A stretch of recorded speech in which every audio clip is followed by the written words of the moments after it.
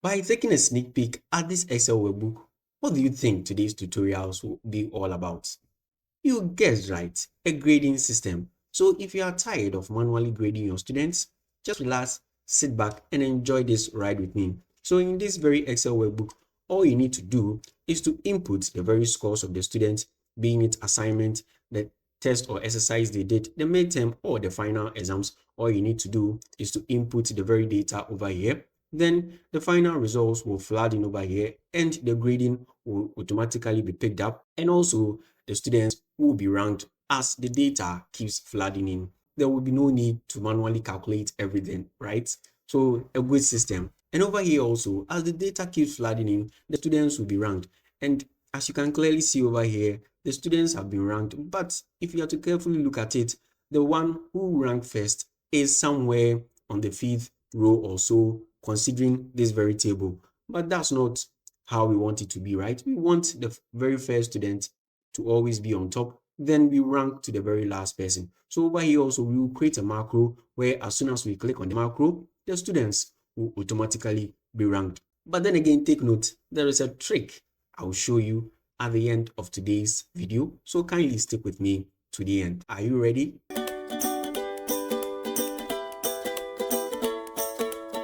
To continue, this very data over here is the basis from which we build our entire grading system from. So kindly take note as we will be using it from time to time. So moving on, over here in the student scores, we have these titles over here or these headings over here where we have the serial number, the index number of the student's name. Then we have all these the subjects and its corresponding assignment test and the remaining ones. And so over here, since we want to automate everything, in our serial numbers, we would like to use the sequence function and the counter function to automate the numbering of the serial numbers. So we'll simply do that and we'll simply select this entire thing. And like I always say, you can always make more room for as many cells as possible. So for in case a student joins the very class during the course of the semester, so we'll simply select as many cells as possible. Then we'll simply close the parenthesis and hit it again and simply hit the enter. This error will come. There's no need to worry. Now let's also automate our index numbers also. So as usual, the arrow. Oops, let's put it in caps. So let's quickly do that. Let's quickly do that. Then we add the sequence or first the test function. So we'll simply start with the test function. Then we'll continue with the sequence function and the counter function also. Then over here also, we'll hit the tab key. Then select the corresponding values. So over here also, we'll make more room for as many cells as possible. Then we'll close our first bracket. Then we'll close it again. Then now we will now introduce or we will now continue with the format test. So since we want the preceding zeros or we want the zeros to be in threes, we'll simply do that. Then close our parenthesis and simply hit enter. And now voila, our serial numbering and our index numbering will be done for us automatically. So like I said, in the case that a student joins during the course of the semester, so let's say Lionel Messi, after retiring from football, decided to join this very class. So let's simply hit enter. As you can see, the serial numbers and the index numbers have been automatically updated. And moving on, if you are to hover around these very titles, the assignment, the test, and the midterm, you can see some text or a note over here indicating the score the very exam should be over. So over here in the midterm, we have the score should be between 0 and 20. So to do that, we can also, to do that for the assignment, we can simply select the assignment, right click on it. And if you have to move down or scroll down through this very drop down list, you can see the new note. You simply click on it. Then with the note you want, so with the assignment, let's score between 0 and 10. So let's score the assignment between 0 and 10 and let's do same for the test also. So let's score the test. So the score should be between 0 and 10 as well also over here. Let's simply hit or press the enter and let's make some few editing over here. We have given the serial numbers, we have given the index numbers. We've now also included our notes over here for the teacher to know the type of marks to input. To move on, let's now go to the main thing. So we'll go to the final grade. Let's simply reference. So we'll simply reference it. Then let's drag it over here to bring in the students. We can drag it down to as many cells as possible to create more room for in case a student joins. You can see the zeros over here. Let's simply add a student. So let's say Cristiano Ronaldo, for his love or for his friendship with Messi, decided to join the very class Messi joined. So let's simply hit enter. And now let's go to the final grade. You can see Cristiano Ronaldo has now joined. Everything here will be automated so that the data which is flooding in over here will accumulate and give us a desired result. And so to do that, first, we would like to introduce the sum function. So for the English language, we introduce the sum function. And what do we want to sum? We want to sum this entire data over here, right? The assignment, the test, the midterm, and the final exams to give us the final score for the student. Let's hit the enter.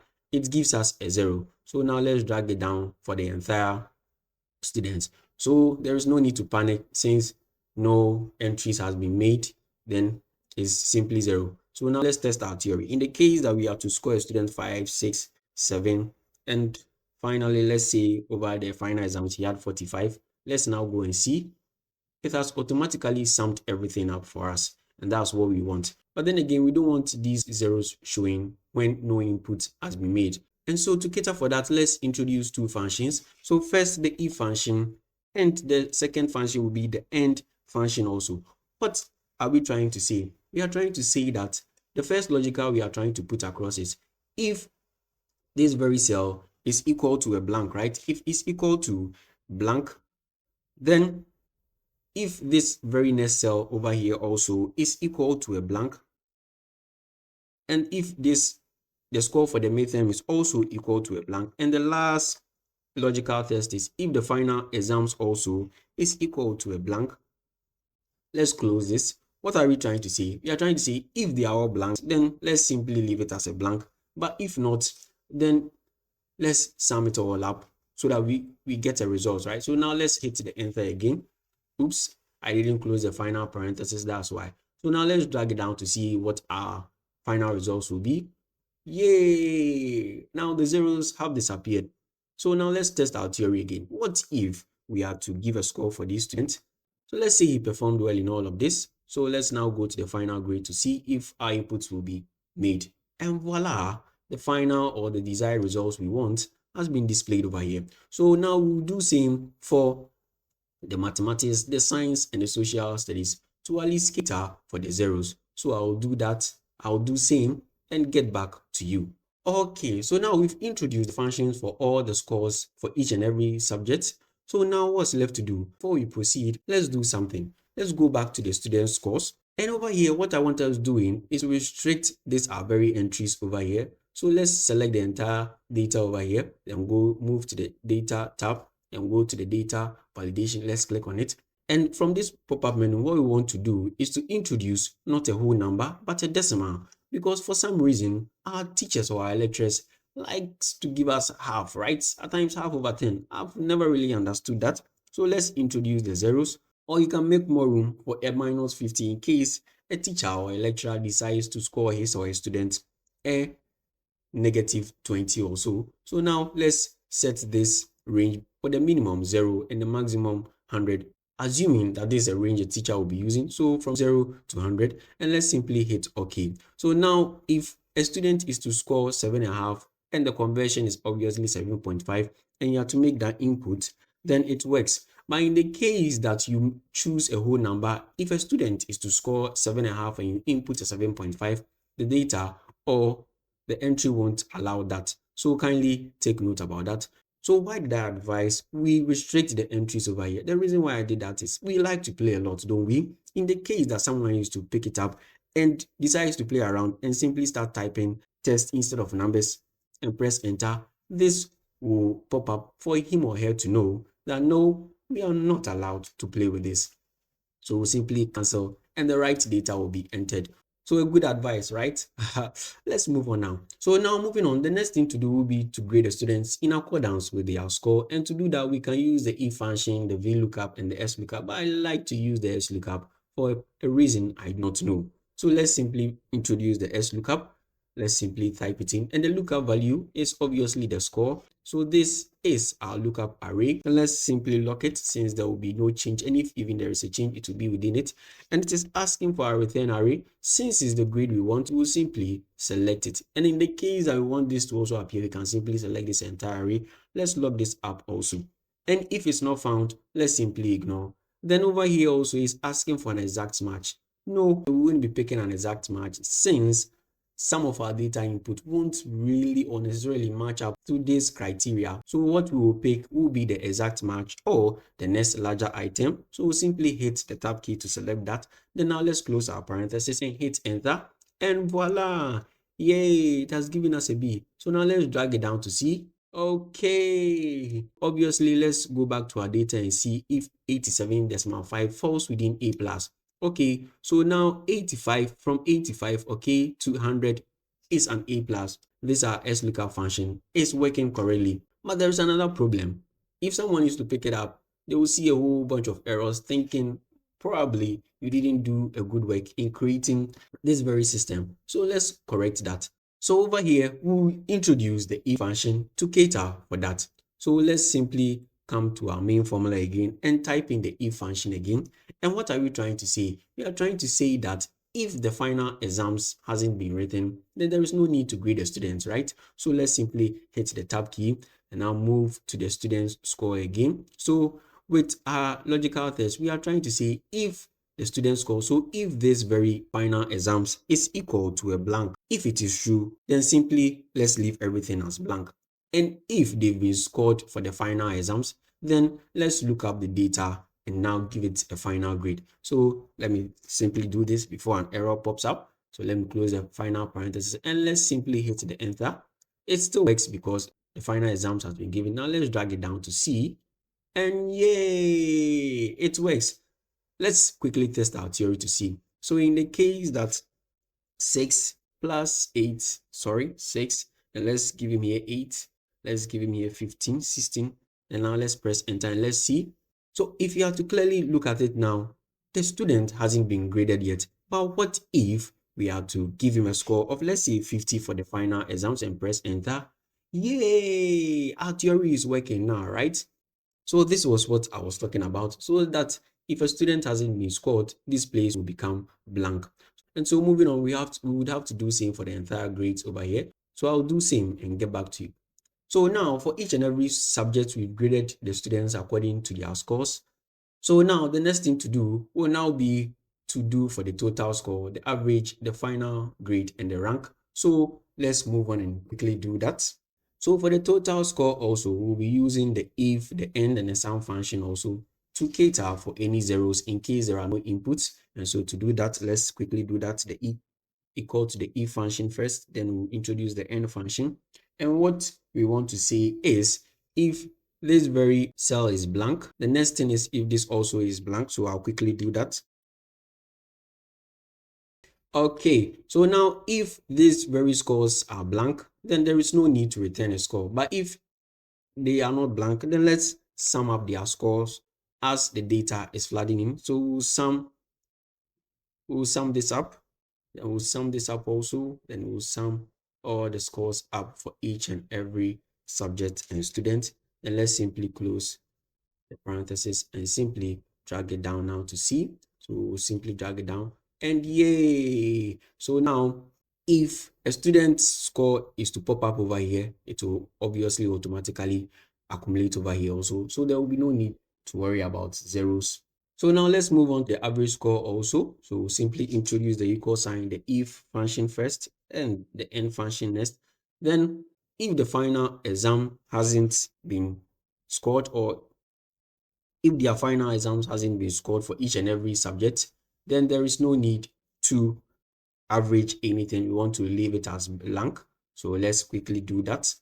Okay, so now we've introduced all these functions. So if all the final exams remains blank, then we will simply want the average to return as blank. So if the final exam isn't blank, then we'll introduce the average function. So let's simply average these ones in case the final exams has been scored. So we'll simply do that. Okay, we'll simply do that. Let's close parenthesis and let's simply hit enter.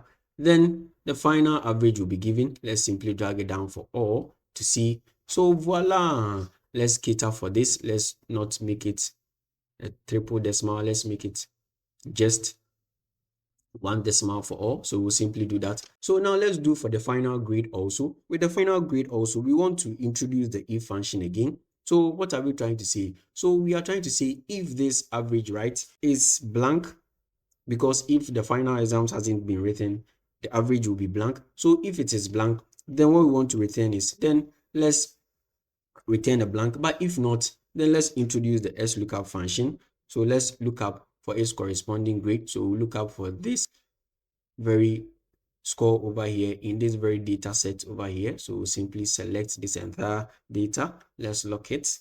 So then now the return array will be the grid. So let's lock that one up also. Then if it is not found, let's simply ignore it. Then it's not entirely an exact match. We want an exact match or the next larger item. So we'll simply select that one also. Let's close the parenthesis twice and let's simply hit enter. So 81 is an A. Let's drag it down to see what our final results will be. And yay, they are all working. So finally, let's rank our students. And if you have to carefully note something, we are building a story, right? So let's continue with that same story. And the story is if, right? If and the final exams hasn't been scored or the final exams hasn't been written, right? So if the final exams hasn't been written or is blank, as usual, if the final exams for each and every subject is blank, right? So let's quickly do that. Okay, so if the score for each and every final exams is blank, right? Then let's simply leave it as blank. And if not, now let's introduce the rank. Let's simply get rid of this and rank the students. So we rank the students. So let's simply select the rank. Then it is asking for the number. So the number we want to rank isn't the average score, but rather the total score. So we rank the total score and it is asking us for the reference. So it is within this very data set that we want to rank this entire scores from. So we'll simply lock it. Then now it is asking us for the order, and obviously it's from descending from 1 through to the very last student. So we wouldn't just end here. We would like to introduce another function. Why another function? You see, for some particular reason in schools, if you are to get the same score with a certain student or a friend, they seem to rank this friend ahead of you without actually giving you a reason, right? Well, I think it's your name. Maybe you have to change your name. So let's introduce the COUNTIF or a COUNTIFS function to cater for that. So that in the case that two students score the same thing, then the next thing will fall on will be their names to at least differentiate them a bit, right? Like the Champions League that they change the system. I don't know why our schools are failing to change the system also. So let's simply cater for that. Let me simply disappear. COUNTIFS, hit the tab, let's select. So now the criteria range. So the first criteria range we want will be the total score. So let's select the entire total score and let's lock it up. And now it is asking us for the criteria. So this is the criteria. Too many formulas, right? Let's simply bring this down to see the entire formula. So this is the criteria. And the next criteria range we are asking for will be our names. So the names, so this will be the next criteria. So let's look it up again. So over here, instead of just this criteria, we would like to do a little magic. And what is the magic? We would like to introduce this less than percent. So this less than sign. So introduce that so that if a name is less than, then obviously we will rank it above. Then we'll introduce the and% sign. Then now add this very criteria to it. Then now let's close all our parentheses. And where is my pen? Let's now wave the magic wand, Wingardium Leviosa. And it works, right? Now let's drag this entire data down to see. Yay! Oops, we can't see what is happening. Let's change our very test over here or our very test color. Let's simply select it. And yay! It is working. Yay! Everything is working, right? So now let's see. First is who? Osei Michael. That's a good student. And second is Selassie. Okay, another good student. So now let's test our theory to see what will happen. So now let's pick two students. Osei Paul and Akwesi Bonsu. Let's give them the same total score and let's check their rank. So 324. So now let's give him, let's see here, 7.5. Let's go and check the final score. 324.5. Let's give him another one. Let's see here. Let's give him an 8 over here. So now they have the same total score, right? But look at now, Akwesi Bonsu ranks higher than Paul. So our magic wand or our magic words did work. Wingardium Leviosa. I don't think I used that right, but it worked over here, so that's fine. And so now we've automated our system, right? Everything seems to be working from our score through to our grade and finally our rank. Then why are we still uneasy? I think it's our ranking system because Sir Michael who ranked first is lurking somewhere around the third row whilst the one who ranked fourth is sitting on top like a boss. Let's change that, right? So to do that, we will leverage on a macro to create an automated system for us so that anytime we have to hit this button, then the students will automatically rank for us. But there is another trick I'll share with you shortly. But before that, let's work on our macros. So first, let's select our entire data, right? So we'll select our entire data. Then let's go to the View tab and let's go to the macros and simply record the macro. Let's rename our macro to, let's say, auto rank or autobots tag. So auto rank. So we'll simply rename it to auto rank. We want it in this workbook and we'll simply click on OK. Then our macro will start recording behind the scenes for us. So let's go to custom sort, right? And this is how I want my ranking to be done. So first, the rank will first be sorted from 1 through to the very last one, which is the last student. Then after that, it will follow with the total score.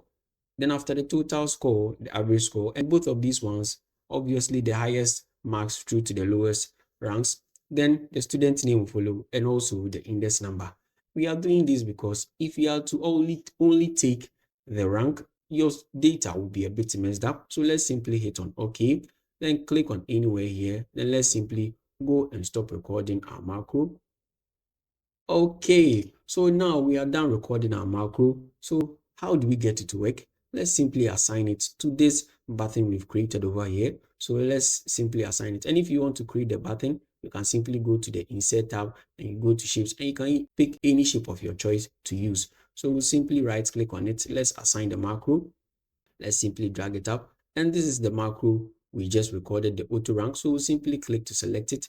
And over here, you can choose this workbook, or if you want it in all open workbooks, you can simply select that. But I want it in only this workbook. So I'll simply select and click on OK. So now, let's test our macro to see, and voila, our macro is already working. So if you have to click on it, our macro is already working. So now let's try and introduce another student, right? So let's say Michael didn't rank first. Let's say Salah. Let's change the marks of Salah to C. If Salah will rank first, so we'll simply hit on OK. Let's go to the final grade. Oops, Salah is still not ranking first. Let's see, Salah needs 3 marks to rank first. So let's change this mark over here to, let's say, 10. Let's change 10 over here. So now Selassie is ranking first. And even though she's ranking first, her name is still in the second row. So now to do that, let's test our macro to see, right? Should I wave the magic wand? Okay, now I'm going to change it Hamora. And voila! Our macro is working for us. So now anytime the data keeps flooding in and the rank picks up, all we need to do is to simply hit on this button over here. Then our ranking will be done automatically for us. Easy peasy a bit, right? A bit confusing too, right? It's like that. I was a bit confused when I started, but I'm getting a hang of it.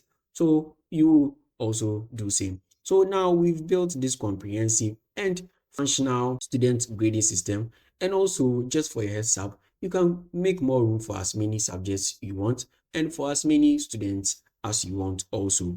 So the last trick I want to show you is, rather than using the macro, you can also use the sort by.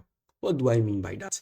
So let's simply create another Excel sheet, right? So over here, all we need to do is to simply, let's copy this entire data over here, right? So copy it. So let's copy it, copy, and let's paste it over here. So paste it over here.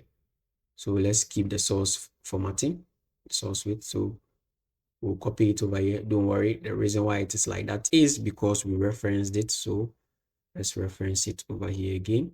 We'll simply reference, let's drag it over here. Good.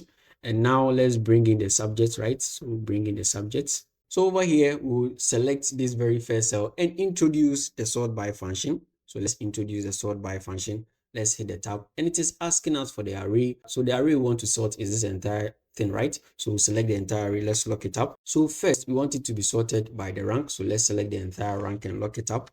Then let's bring in the comma sign and it is asking us by what order. So ascending, so from the lowest to the highest. So simply select this one and now bring in the comma again. And after it has sorted the rank out, which one is next, just like the custom sort, we'll simply do the same thing. So let's select this one also. Let's lock it, bring in the comma, and over here we want it in the descending. So we'll select the descending, so which is -1. Then now let's select the next array. So the next one will be the average score, right? So let's select the average score. Let's lock it. And also over here, we want it descending from the highest to the lowest. And the next thing, or the last one we will select, will be the student name. So we'll simply lock this one also.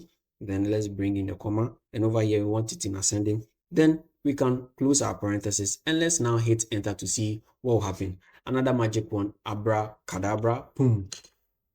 And now our ranking will automatically be done for us. With this, the magic it works is it's just like the macro, but over here you don't need to hit any button. So let's try another thing to see. So Selassie ranked first, right, with 350 marks. So now let's change it so that Michael will be the one who ranked first. So let's change Michael's score to, let's say over here, let's give him 10. Let's give him 10 over here. And let's say over here he scored under the social studies, he scored 55. Let's say the enter. Then let's come over here to see. Now Michael is ranking first. Over here we need the macro to work, but with the sort by, as soon as the data floods in, voila, it works out for you. Easy peasy again, right? And finally, with all said and done, the last thing to do will be to save the work. And since there is a macro inside your work now, a way to save it will be to go to the file. Let's go to the save as and click on browse or anywhere you want to save your workbook. And over here at the save as type, instead of Excel workbook, you simply click on the drop down button. And over here, you will save it as Excel macro enabled workbook. So you click on it. Then with where you want to save it, you can simply do that and simply click on save and it will be saved for you. So this is how you save a workbook with macros in them.